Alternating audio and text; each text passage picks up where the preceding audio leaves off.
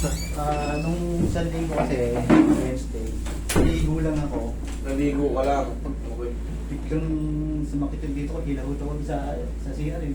Meron. Oh, ito na yung isang mga ito na yung mga isang mga patunay na yung sa pagligo, iingatan niyo yan lalo kung hindi kayo naka-shower.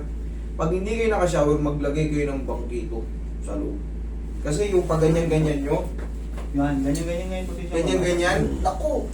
Pag tinamaan ka niyan, hindi mo na alam kung gagawin mo. Maaring mahilabog ka rin sa banyo, maaring hindi ka makalabas dun sa banyo. Siyempre, pag mag-isa ka lang, gapang-gapang ka ron. Ganun ba nangyari sa'yo? Tapos, pero may story talaga, Master, nung ano.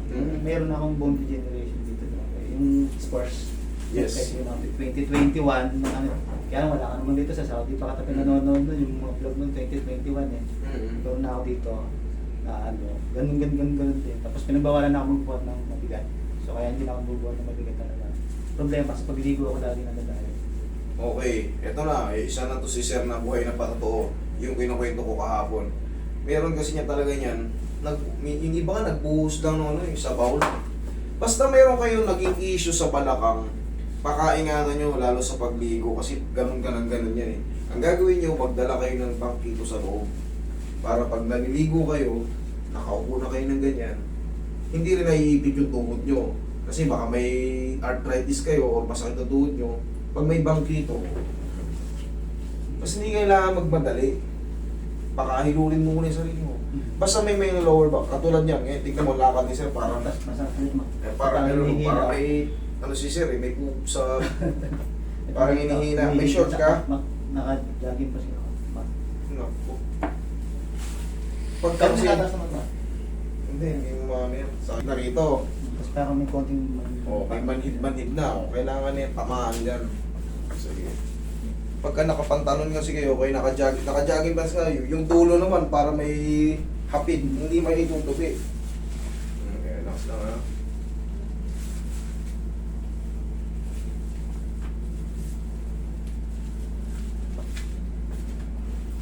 Namamanid na yung paa ni Sir. Ngayon, pagligo lang daw na daan eh ha. Tandaan niyo to ha, binilin ko na sa inyo to.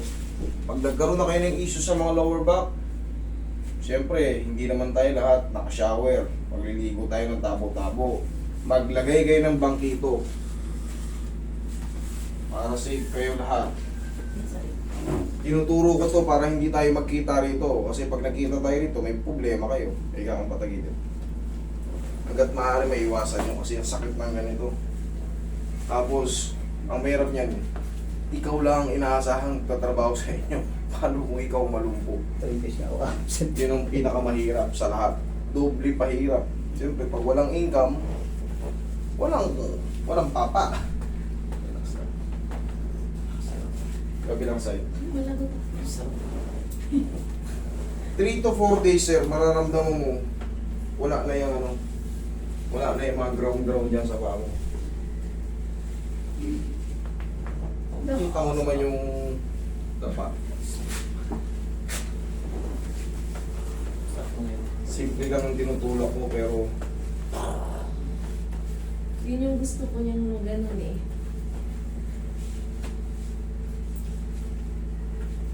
relax lang.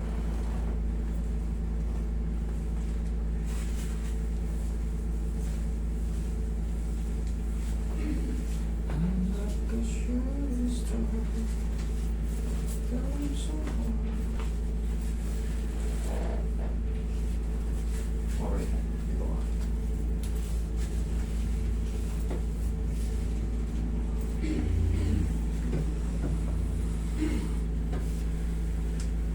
Ito yung ano, kailangan patamaan. Pag naka-jogging pants kayo, okay nakapantalon, sayang. Hindi maabot ito.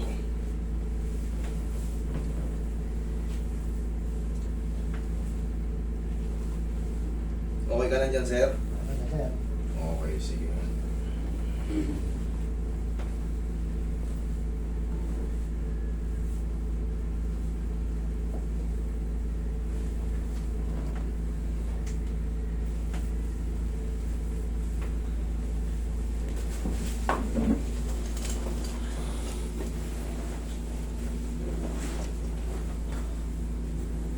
doon na sa sikitaas. Yan.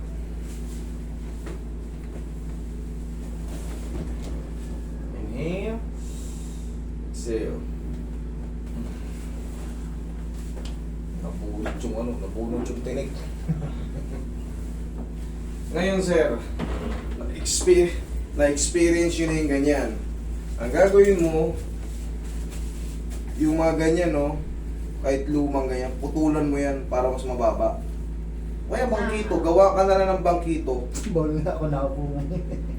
Move ako sa balong may Pwede naman. Ako sa bawal. Pero mas maganda yung bangkito lang eh. Para hindi madulas. Para di madulas, saktong-sakto ka lang dun.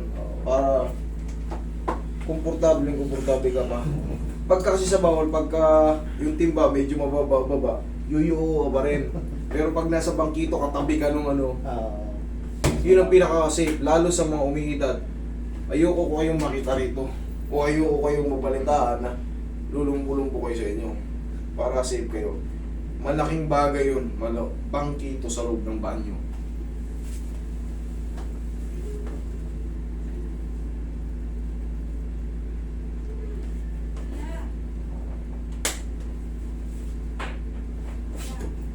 Yeah. Ano ko siya? Wala na. Okay.